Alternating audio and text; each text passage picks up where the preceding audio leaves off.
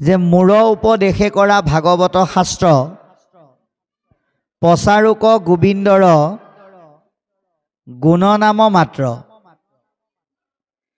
এয়া নাৰদে কেৱল ব্যাসদেৱকে পৰামৰ্শ দিয়া নাই, এয়া আমাক কৈ আছে যে ভগৱন্তৰ উপদেশ মৰ্মে আমি ভাগৱত শাস্ত্ৰ যিমান পাৰি প্ৰচাৰ আৰু প্ৰসাৰ কৰিব লাগে। কিয়? ভাগৱতত কি আছে? প্ৰথমৰ পৰা দ্বাদশলৈকে কেৱল এটা বস্তু আছে, সেইটোৱে হ'ল ঈশ্বৰৰ নাম। এতিয়া ভাগৱতে নাম প্ৰচাৰৰ ওপৰত ইমান যে গুৰুত্ব দিলে, ইয়াৰ কাৰণটো কি? নাম এনেকুৱা এটা ফল, যিটো ফল ছিঙিলেও নিছিগে, ভাঙিলেও নাভাগে। সেইকাৰণে আমাৰ মহাপুৰুষে নামক কি বুলি কৈছে? এ ৰাম সকলনি গমলতা তাৰয়বি নাহি ফল, কৃষ্ণ নাম চৈতন্য স্বৰূপ, সুমধুৰ সুমংগল শ্ৰদ্ধায়ে হেলায়ে লয়া, নৰ মাত্ৰ তৰে ভৱ কোপ। এই নাম সমস্ত শাস্ত্ৰৰ ভিতৰত শ্ৰেষ্ঠ তত্ত্ব, আৰু ই সুমধুৰ আৰু সুমংগল। সেইকাৰণে ভাগৱতৰ যোগেদি আমাক এই নাম তত্ত্ব দি দিছে, উত্তম তত্ত্ব, উত্তম ফল। ইয়াৰ যিহেতু বিনাশ নাই, এতিয়া আমাক কি বুলি কৈছে? যে তুমি এই ভাগৱত শাস্ত্ৰ প্ৰণয়ন কৰা, তাৰ যোগেদি ঈশ্বৰৰ নাম প্ৰচাৰ হ'ব। ঈশ্বৰৰ নাম এতিয়া মানুহে কেনেকৈ প্ৰচাৰ প্ৰসাৰ কৰিব লাগিব?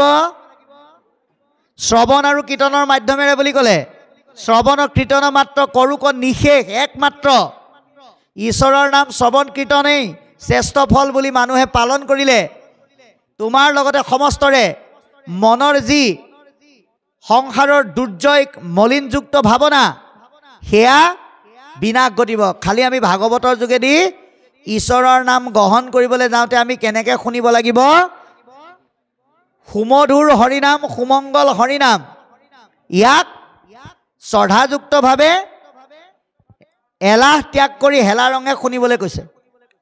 এতিয়া আপুনি আমি ভাগৱতৰ যোগেদি আজি প্ৰথম স্কন্ধৰ পৰা যে নাম তত্ত্ব পালোঁ, কৃপালু বাপজনাই যে আমাক নিমন্ত্ৰণ ক্ৰমে আহি পেলাই এই তত্ত্ব দিলেহি, শইকীয়া বাপজনাই।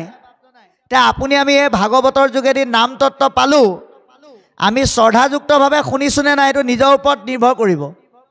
কাৰণ কাৰো পিঠিত নম্বৰ প্লেটটো মাৰি থোৱা নাথাকে যে এইজন শ্ৰদ্ধাভাৱে শুনিছে, এইজনে অশ্ৰদ্ধাভাৱে শুনিছে। সেইটো নিজৰ ওপৰত নিৰ্ভৰ কৰিব। কিন্তু আপোনালোকেও ইচ্ছা কৰিলে নাম শ্ৰদ্ধাভাৱে শুনা ব্যক্তি কোনজন, কোনজন অশ্ৰদ্ধাভাৱে শুনা, সেইটো আপোনালোকে চিনাকি হৈ ল'ব পাৰিব। যিজন ব্যক্তিয়ে অশ্ৰদ্ধাভাৱে শুনে, তেওঁক যদি আপুনি সোধে বোলে বা ভাগৱত কিহত পঢ়িম, বোলে চুটি ছয় যোনটো অধ্যায় আছে সেইটোকে উলিওৱা আৰু একাধ্যায় পঢ়ি পেলাই যাওঁ, সেইটো হ'ল অশ্ৰদ্ধা। আৰু যিয়ে বোলে নহয় এনেকুৱা এটা অধ্যায় উলিওৱা আমি যাতে শুনি পেলাই ইয়াৰ পৰা কিবা এটা পাব পাৰোঁ। আকৌ এনেকুৱাও আছে অশ্ৰদ্ধা দুটা, বোলে বাপে ভাগৱত পাঠ কৰিব পাৰে, ব্যাখ্যা কৰিব পাৰে, ভাগৱতলৈ নিমন্ত্ৰণ কৰাৰ লগে লগে গৃহস্থই কৈছে কি বুলি, বোলে অহা 16 ফেব্ৰুৱাৰী তাৰিখে আমাৰ ঘৰত ভাগৱত অনুষ্ঠান পাতিছোঁ, আপুনি এপাক যাব। তেওঁ যিজন শ্ৰদ্ধাটো কম থাকে, তেওঁ চিধাই সুধিব, বাৰু বাপ আপুনি আমাক আমন্ত্ৰণ কৰিলে, আমাক কিবা দায়িত্ব দি মাতিছেনে? যদি কয় বোলে নহয় আপোনাক শ্ৰোতা হিচাপে মাতিছোঁ, ঠিক আছে, তেওঁ নোযোৱাকৈ নাথাকে, যাব, গৈ তাত বহিব। বহাৰ পিছত মুখেৰে নকলেও মনেৰে ভাবি থাকিব আৰু কাণখন গৈ থাকিব প্ৰস্তাৱকে যেন তেনে মোৰ নামটো প্ৰস্তাৱ কৰিলেই হ'ল। আৰু যদি প্ৰস্তাৱ কৰিলে ভালে, যদি নকৰে তেতিয়াহ'লে তেওঁ অকণমান সময় শুনাৰ লগে লগে তেওঁৰ কেইটামান বস্তু আৰম্ভ হ'ব, গাঁঠিৰ বিষ, কঁকালৰ বিষ, হাতৰ বিষ আৰু পেটৰ বিষ। আৰু সেই স্থান ত্যাগ কৰি তেওঁ চকীত বহি পেলাই অন্য ধৰণৰ কথা উলিয়াবলৈ আৰম্ভ কৰিব। গীতাত সেই সম্পৰ্কে কৈছে, অ মোৰ গুণ নামতো কিঞ্চিতো শ্ৰদ্ধা নাই, লোকে কহিলেও তাৰ কৰ্ণ ফাটি যায়, সমাজত থাকি সিটো কৰে উখমিখ কৈ খানি যায় বহু উঠি কৰে অসন্তোষ ইটো সিটো কথা পাতি অলপ সময়ৰ পিছত কিবা এটা কামৰ লেচু দেখুৱাই সেই স্থান ত্যাগ কৰে। গতিকে আজি আপোনালোক তেনেকুৱাকৈ নাই, আপোনালোকৰ শ্ৰদ্ধা আছে, আপোনালোকৰ অমৃতৰ ৰস পান কৰাৰ বাসনা আছে, যাৰ কাৰণে ৰাতিপুৱা 10:30 বজাৰ পৰা এতিয়া 3:52 গৈছে। আপোনালোকে নিজৰ ঘড়ী চালে গম পাব। এই 10:30 বজাৰ পৰা আপোনালোকে এতিয়া 3:52লৈকে ইয়াত বহি আছে। গতিকে এনেধৰণে থকা সকলৰ যোগেদি ভাগৱত পান কৰিবৰ কাৰণে আমাক আহ্বান জনাইছে।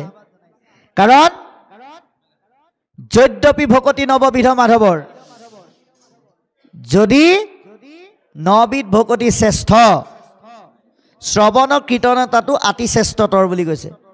তে শ্ৰৱণ কীৰ্তন আটাইতকৈ শ্ৰেষ্ঠ। অৰ্চন বন্দন ধ্যান সমস্তকে কৰি যশ কীৰ্তনত অতি তুষ্ট সন্ত হৰি। ভগৱন্তই তেওঁৰ গুণ নাম যিমান গায় সিমান ভাল পায়। তেওঁ নামৰ লোভীয়া বুলি কৈছে। ক'ত নাম পাওঁ তেওঁ কাণ মেলি মেলি শুনি থাকে। য'তে নাম হয় তাতে তেওঁ ভাৱৰূপে প্ৰকট হৈ থাকোঁ বুলি কৈছে। সেইকাৰণে কৈছে ভকতে যতেক গাৱে গুণ নাম ছয় তাৰমালা গান্ঠিয়া পিন্ধন্ত কৃপাময়। যি ভকতে নাম গায় সেই নাম গোৱা ভকতক ভগৱন্তই মালা সদৃশ জ্ঞান কৰি হৃদয়ত স্থাই দিয়ে। সেইকাৰণে আমি সেৱক ভকত বৈষ্ণৱ সাধু মহন্ত হ'বলৈ হ'লে আমি কি কৰিব লাগিব?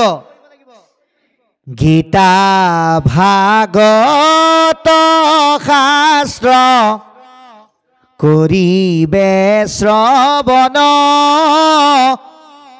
সাধু সংগে মোৰ নাম কৰিবে কীৰ্তন।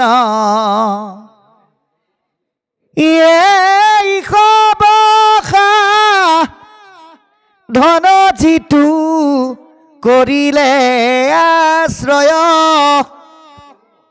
অনায়াসে মুত তাৰ চিত নিম জয়। আমি যদি আজিৰ দৰে সৎসংগত গীতা ভাগৱতৰ কথাবিলাক যদি শুনো, তাৰ যোগেদি যদি ঈশ্বৰৰ নাম কীৰ্তন কৰোঁ, তেতিয়া সেয়াই হ'ব ভক্তিৰ শ্ৰেষ্ঠ সাধনা। তাৰ যোগেদি ফুলৰ আৰু ধূপৰ গোন্ধ পাবৰ কাৰণে নাকত নলগালেও যেনেকৈ পাই যায়, এই নাম তত্ত্বও আপুনি নিবিচাৰিলেও ঈশ্বৰে আপোনাক কৃপা কৰি প্ৰদান কৰিব। সেইকাৰণে কৈছে অৰ্চন বন্দন ধ্যান সমস্তকে কৰি যশ কীৰ্তনত অতি তুষ্ট সন্ত হৰি।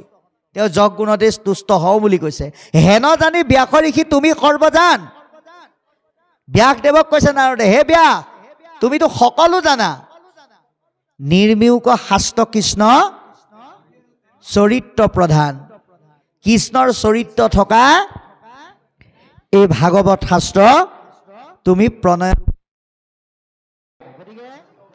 কৈছে যে যিটো বাক্যে নাই নামক কৃষ্ণৰ চৰিত্ৰ উচিষ্ট গৰ্তটো কৰি শিশি অপবিত্ৰ। এতিয়া যাৰ বাক্যত ভগৱানৰ নাম নাই সেই বাক্য উচিষ্ট গৰ্তৰ লগত তুলনা কৰিছে। সেইকাৰণে আমি এটা বস্তু ভগৱন্তই উদ্ধৱক যাবৰ সময়ত সেইকাৰণে ঈশ্বৰৰ নামটো কেতিয়া লয় উদ্ধৱে কৈছিলে ভগৱন্তক যে তুমি বৈকুণ্ঠলৈ নাযাবাচোন প্ৰভু, মই তোমাৰ নাম ইমানেই লওঁ, মই তোমাৰ নাম লোৱা কৰ্মখিনিৰ কি মূল্য নাই নেকি? তুমি মোক এনেকৈ এৰি থৈ যাবা? ভগৱন্তই সুধিছিল তুমি মোৰ নাম কেতিয়া লোৱা? বোলে শুনা, এ ৰাম শয়নে পোনে স্নানে গুইপ স্থানে সদা সেৱা কৰোঁ আমি ইহেন অৰুণ চৰণনে দেখি কি মতে কীৰ্তি বুস্ৰামী। হে প্ৰভু, শুওঁতে খাওঁতে উঠোঁতে বহোঁতে স্নান কৰোঁতে বিষ্ঠা ত্যাগ কৰোঁতে সকলো সময়তে তোমাৰ নাম লওঁ। এতিয়া আপুনি আমি লৈছোঁনে নাই? যদি ভাত মুঠি খাবৰ সময়ত দেচোন দে, সোনকালে ভাতকেইটা দে, পেটৰ কেঁচুকুমতি মৰি গৈছে, বোলে কৃষ্ণ বুলি কওঁ, সেইবোৰ কৃষ্ণ সৃষ্ণ ক'বলৈ সময় নাই। মই কষ্ট কৰিছোঁ, মই অৰ্জন কৰিছোঁ, গতিকে খাব লাগে। এই বুলি যদি কৃষ্ণৰ নাম নোলোৱাকৈ খাইছোঁ, দেচোন দে, টোপনিয়ে হেঁচা মাৰি ধৰিছে, সোনকালে বিচনাখন পাৰি দে, বোলে কৃষ্ণৰ নামটো লোৱা। বোলে কৃষ্ণৰ নামটো কেলৈ ল'ম? বিচনা মই কিনিছোঁ, কাপোৰ মই কিনিছোঁ, ঘৰখন মই বনাইছোঁ, ইমান কষ্ট মই কৰিছোঁ, আকৌ কৃষ্ণৰ নাম ল'বলৈ সময় নাই। এই বুলি যদি কেৱল শুইছোঁ আৰু খাইছোঁ, প্ৰতিটো কৰ্ম কেৱল যদি মই কৰিছোঁ বুলি কৃষ্ণৰ কৰ্মক যদি আমি ভগৱন্তৰ অস্তিত্বক যদি স্বীকাৰ কৰা নাই, তেতিয়াহ'লে আমি এই পৃথিৱীলৈ মানুহ হোৱাৰ সফলতা আমি অৰ্জন কৰিব নোৱাৰিম। সেইকাৰণে আপোনাৰ খাওঁতে শুওঁতে উঠোঁতে বহোঁতে স্নান কৰোঁতে বিষ্ঠা ত্যাগ কৰোঁতে ঈশ্বৰৰ নামটো আহিছেনে নাই, এইটো আপুনি কেতিয়া গম পাব? আপুনি যদি পিছল খাওঁতে বা পৰোঁতে ভগৱন্তৰ নাম আহিছে, জানিব আপোনাৰ সকলো সময়তে আহিব। কিন্তু পৰোঁতে পিছল খাওঁতে যদি ভগৱানৰ নামৰ সলনি আন কিবাহে আহিছে, জানিব আপোনাক কৃষ্ণই যিমান কৃপা কৰিব লাগে সিমানখিনি কৰা নাই। সেইকাৰণে সকলো স্থানতে হাতে কৰা কাম মুখে বোলা নাম। আপুনি এটা কথা চাওক, ভগৱন্তই আপোনাক কি দিয়া নাই? ভাবিবলৈ মুখ দিছে, সোৱাদ ল'বলৈ জিভা দিছে, কথা ক'বলৈ মুখ দিছে, শুনিবলৈ কাণ দিছে, চাবলৈ চকু দিছে, চুবলৈ হাত দিছে, যাবলৈ ভৰি দিছে, ইমানখিনি অংগ তেওঁ আমাক দিছে। তাৰপিছত আমি আকৌ মোৰ মুখ, মোৰ জিভা, মোৰ হাত, মোৰ কাণ, মোৰ চকু বুলি ভগৱানৰ নাম ল'বলৈকে যদি পাহৰি যাওঁ, তেতিয়াহ'লে আমি অকৃতজ্ঞ। সেইকাৰণে দেহৰ কৰ্ম সঠিক ৰূপত ৰূপায়ণ কৰিবলৈ হ'লে হাতে কাম কৰি মুখেৰে ঈশ্বৰৰ নাম ল'বলৈ কৈছে। নাম নোলোৱাজনক উচিষ্ট গৰ্তৰ লগত তুলনা কৰিছে। সেইজনক কাৰ লগত তুলনা কৰিলে? কাকক তুল্য কামী পুৰুষৰ তাত ৰতি। কাউৰীয়ে যেনেকৈ এৰাহা বিচাৰি বিভিন্ন স্থানত ঘূৰি ফুৰে, সেই ঈশ্বৰ বিমুখীজনো তেনেকৈ গ্ৰাম্য ক্ৰাম্য কৰ্ম আৰু কথাতেই মনোনিৱেশ দি থাকে বুলি কৈছে। গতিকে যিটো বাক্যে আছে গুণ নাম মাধৱৰ, সিহি বাক্যে হৰে পাপ জনসমূহৰ। আজি যে ইয়াত এই মাইকৰ যোগেদি ভাগৱতৰ যোগেদি যিমান নাম তত্ত্ব যিমান দূৰলৈকে ভাহি গৈছে, অকল মানুহৰে নহয়, ইয়াৰ দ্বাৰা কাৰ কাৰ উপকাৰ হ'ব? আহাৰ জৈত থাকে মোৰ ভক্ত উদাৰ চৰিত্ৰ,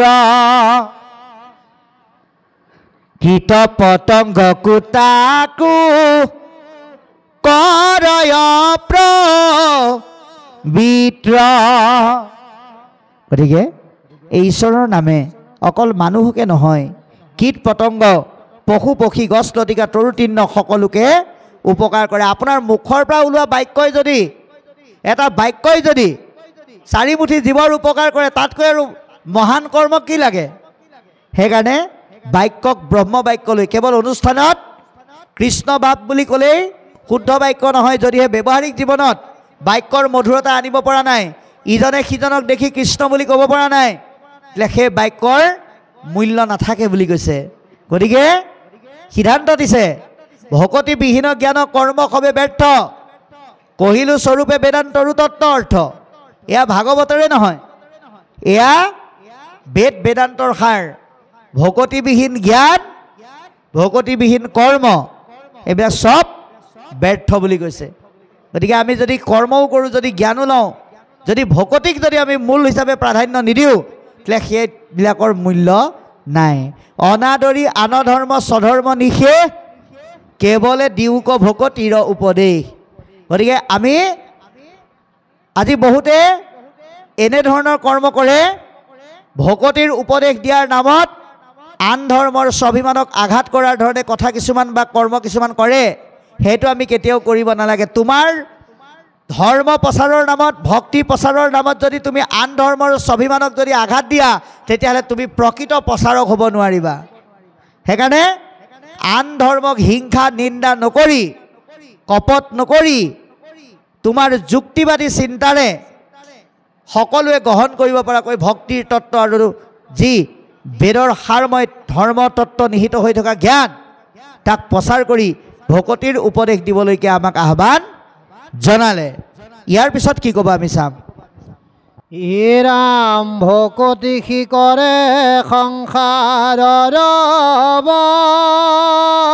বন্ধনাশ ভকতি প্ৰভাৱ শুনি ও কৰিহি ব্যাস।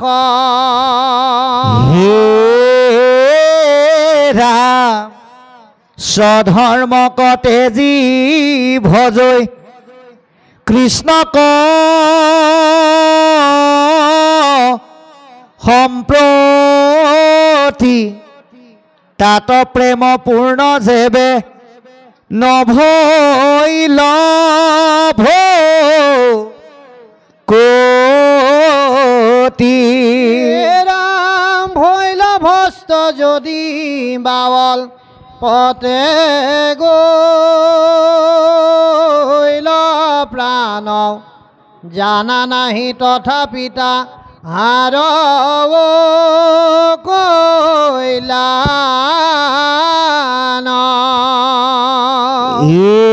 ৰাম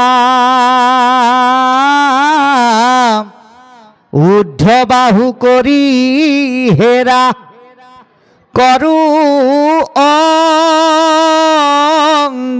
অংগীকাৰ অধম জাতিটো যদি জন্ম হুৱে তাৰ জ্ঞানীটো কৰ্মীটো কৰি তথাপি অধিক দেৱৰ বন্দনী যিটো ভকতিৰ হিক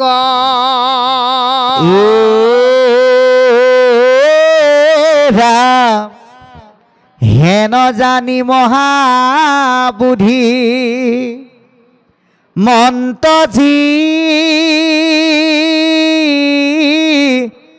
তুজন ভকতিৰ অৰ্থে মাত্ৰ কৰো যতন একালে কৰ্ম মিলাই বেক বিষয় সুখ উপদেশী লোক হৌক কৃষ্ণ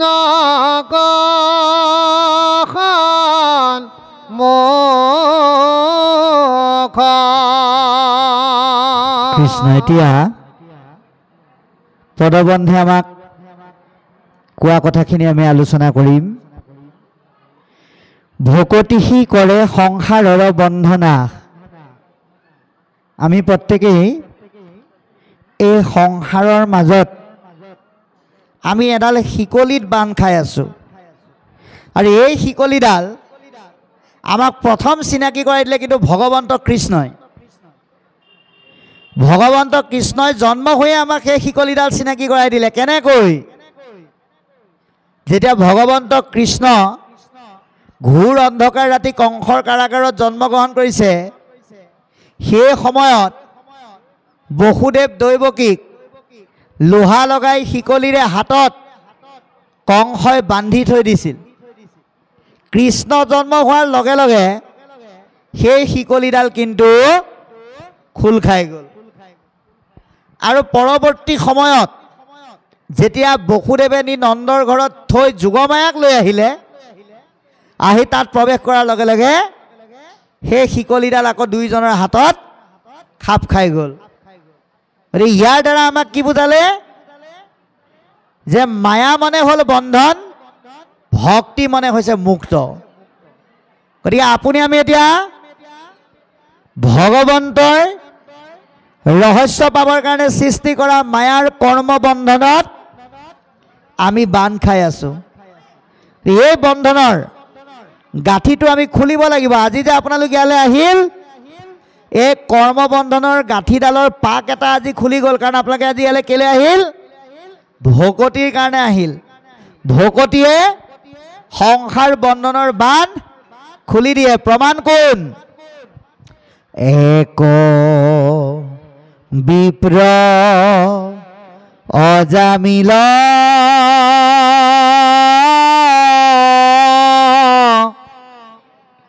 মন্দমতি পাপশীল পুত্ৰ ভাৱে সুমৰিতো মাৰে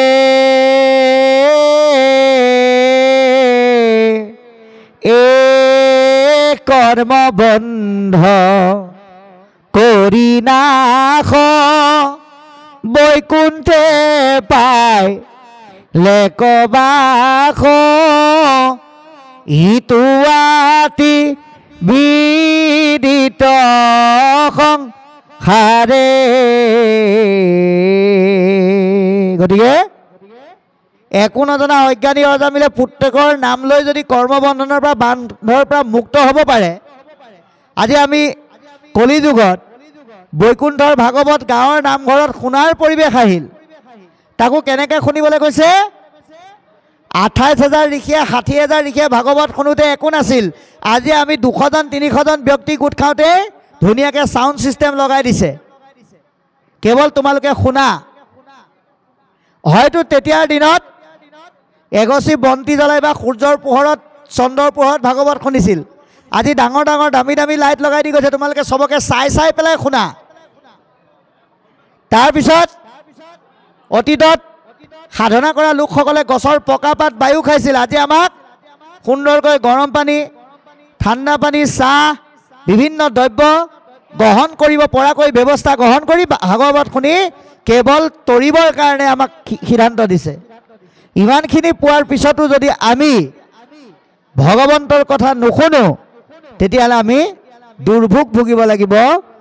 সংসাৰৰ বন্ধনৰ পৰা আমি নিজক ৰক্ষা কৰিব নোৱাৰিম। সেইকাৰণে কৈছে স্বধৰ্মক তেজি ভজৈ কৃষ্ণক সম্প্ৰতি। স্বধৰ্ম ত্যাগ কৰি অৰ্থাৎ স্বধৰ্মৰ মাজত থাকি কোনোবাই যদি সেই স্বধৰ্ম ত্যাগ কৰি ভগৱন্তকো কেৱল ভজনা কৰাৰ মাজেদিয়েই সংসাৰৰ তৰণৰ পথটো প্ৰাপ্ত কৰিব পাৰিছোঁ বুলি উপলব্ধি কৰে, তাত প্ৰেম পূৰ্ণ যেবে নভৈল ভকতি, তাৰ দ্বাৰা তেওঁৰ যদি ভক্তি পথৰ যিটো ব্যৱস্থা সেইটোত যদি তেওঁ সম্পূৰ্ণও কৰিব নোৱাৰে, ভৈল ভস্ত যদিবা অল্পতে গৈল প্ৰাণ, তেওঁ এই ভক্তি কৰ্ম কৰি থাকোঁতে এই সংসাৰৰ পৰা যদি তেওঁ বিদায় ল'ব লগা হয়, জানা নাহি তথাপি তাহাৰ অকল্যাণ। গতিকে আমি এটা কথা উপলব্ধি কৰিব লাগিব, কোনোবা এজন ব্যক্তিয়ে আগতে যেনিবা মানুহজন বেয়া আছিলে, পৰৱৰ্তী সময়ত তেওঁ যদি বুজি পাই পেলাই অনুতাপৰ যোগেদি ভগৱন্তৰ নাম লৈ সাধুৰ পথলৈ ঘূৰি আহিছে, তেওঁক আমি আৰে আৰে কেতিয়াও সমালোচনা কৰিব নালাগে। এইজন আগতে ইমান বেয়া মানুহ আছিল, এতিয়া 1 নম্বৰতে ধুতি চেলেং গামোচা পিন্ধি এওঁহে যেন বৈকুণ্ঠলৈ যাব, এনেকৈ আমি কেতিয়াও সমালোচনা কৰিব নালাগে। কাৰণ মানুহৰ স্বভাৱ কিহে এৰুৱাব পাৰে?